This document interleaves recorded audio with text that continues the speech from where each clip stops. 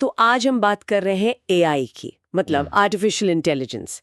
आजकल हर तरफ इसी की चर्चा है ना। बिल्कुल, हर जगह। हाँ, और हमारे पास जो ये जानकारी है उसमें यही बताया गया है कि कैसे एआई हमारी रोजमर्रा की जिंदगी में, हमारे काम में घुसता जा रहा है। जैसे ये चैट जीपीटी, जेमिनाई, कोपायलट जैसे टूल्स, ये तो कंटेंट लिख रहे हैं। हाँ, ईमेल तैयार कर रहे हैं। ईमेल भी, और यहाँ तक कि एप्स भी कोड कर रहे हैं। हाँ, बिल्कुल। और अभी हाल ही में ओपन एआई ने नए अपडेट्स दिए, फिर गूगल ने वो स्मार्ट एआई सर्च शुरू किया। हाँ हाँ। तो सवाल ये उठता है कि ये एआई हमारी मदद कर रहा है या फिर वो हमारी जगह लेने की तैयारी में है। चलिए देखते हैं इन स्रोतों में क्या बातें सामने आई हैं। हाँ, ये सवाल तो बहुत अहम है। एआई अब हर जगह पहुंच गया है, ये तो साफ है।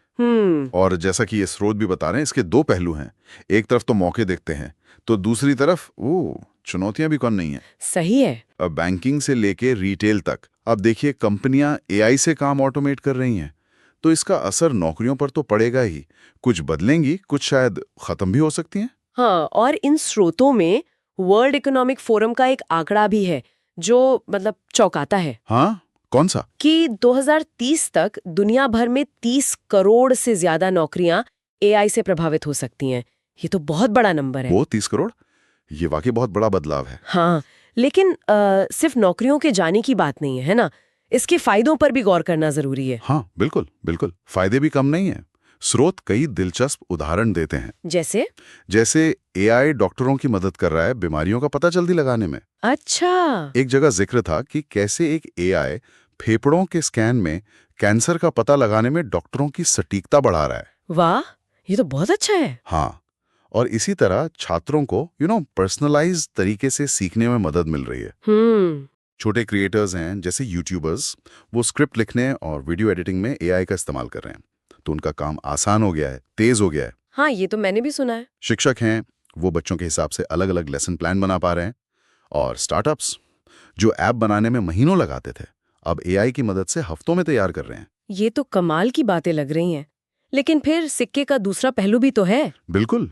इन दस्तावेजों में खतरों का भी जिक्र है, जैसे डीप फेक, मतलब वो नकली वीडियो, आवाजें जिन पर यकीन करना मुश्किल हो जाए। हाँ, ये बहुत बड़ा खतरा है। और एआई से होने वाले ऑनलाइन फ्रॉड भी। और एक और बड़ी चिंता है एल्गोरिदम में पक्षपात। मतलब अगर एआई को सिखाने वाले डेटा में ही भेदभाव है, तो एआई भी तो वही सीखेगा ना। सही कहा, और फिर गलत फैसले लेगा। और हाँ, एक और बात, हम मशीनों पर कितने निर्भर होते जा रहे हैं, ये भी एक सवाल है।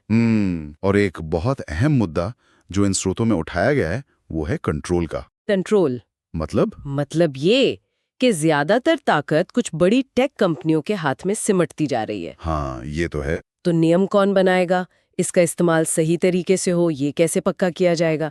ये सवाल सिर्फ भारत में नहीं, ब्रसेल्स से लेकर बेंगलुरु तक, मतलब पूरी दुनिया में इस पर बहस चल रही है। अच्छा। और अगर भारत की बात करें तो यहाँ क्या स्थिति दिख रही है इन स्रोतों के हिसाब से? भारत के लिहाज से देखें तो जानकारी बताती है कि एआई का इस्तेमाल सरकार में, शिक्षा में, कानून, हेल्थ केयर, इन सब क्षेत्रों में बढ़ रहा है। आईआईटीज जैसे बड़े इंस्टीट्यूट्स एआई में खास डिग्री प्रोग्राम शुरू कर रहे हैं, और एआई पर काम करने वाले नए स्टार्टअप्स भी तेजी से सामने आ रहे हैं। ये तो अच्छी बात है। हाँ, लेकिन यहाँ एक बड़ी चुनौती भी है, जिसे स्किल गैप कहते हैं। स्किल गैप मतलब ये कि ज्यादातर लोगों को अभी भी एआई की पूरी समझ नहीं है, या वो इसे इस्तेमाल करना नहीं जानते। तो मतलब ये हुआ कि एआई से डरने के बजाय उसके साथ काम करना सीखना होगा। बिल्कुल, अपस्किलिंग मतलब नई स्किल्स सीखना, ये अब बहुत जरूरी हो गया है सबके लिए। हाँ, चाहे कोई स्टूडेंट हो, या नौकरी ढूंढ रहा हो, या अपना बिजनेस चला रहा हो, एआई को समझना और इस्तेमाल करना आना चाहिए। मुद्दा एआई के खिलाफ होने का नहीं है, बल्कि एआई के साथ मिलकर कैसे आगे बढ़ा जाए, इस पर ध्यान देने का है। समझ गई। तो कुल मिलाकर इन सभी स्रोतों का निचोड़ ये लगता है कि एआई अपने आप में कोई दुश्मन नहीं है, ये बस एक बहुत शक्तिशाली टूल है। हाँ, एक औजार। हाँ, अब ये किसी की जगह लेगा या किसी को और ज्यादा काबिल बनाएगा, ये इस पर निर्भर करता है कि लोग इसे कैसे अपनाते हैं, सीखते हैं और इसके हिसाब से खुद को बदलते हैं। बिल्कुल सही कहा।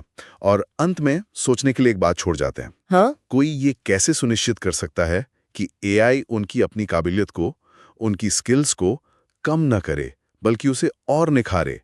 ये सिर्फ एआई इस्तेमाल करने की बात नहीं है, बल्कि इसके साथ समझदारी से, एक आलोचनात्मक नजरिए से जुड़ने का सवाल है।